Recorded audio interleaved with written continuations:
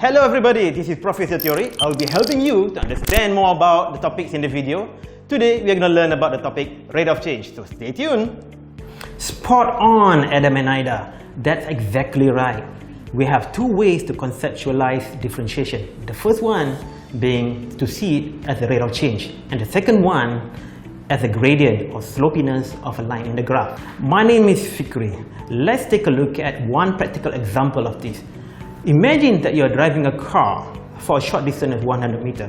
We start from the speed of 0 to 12 meters per second in 4 seconds. And then the car cruises at a constant speed of 12 meters per second in the next 5 seconds. And then the car deaccelerates from 12 to 0 meters per second in the final 4 seconds. So let's take a look at the graph. And this is how the graph looks like. On the vertical axis we have speed,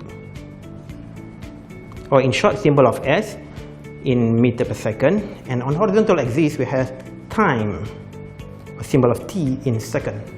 So the car starts from 0 and move up to 12 meters per second in 4 seconds.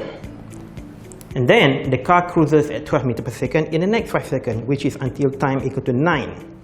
And then the car slows down to a complete halt in the final 4 seconds, which is time 13. So now this is the chart, and it tells us a lot of stories.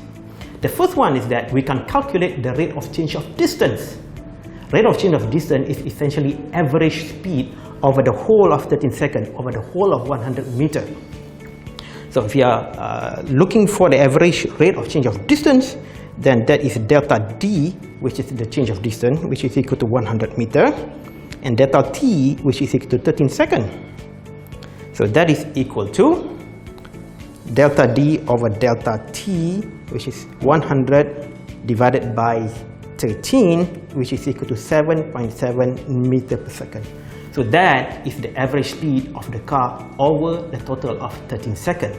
Well, 100 meters in 13 seconds, that is much lower than the fastest human being on earth. Who is he? He is Usain Bolt, who runs 100 meter dash in just 9.58 seconds. But the chart tells us a lot more stories than that. Let's take a look at the first 4 seconds. The car moved from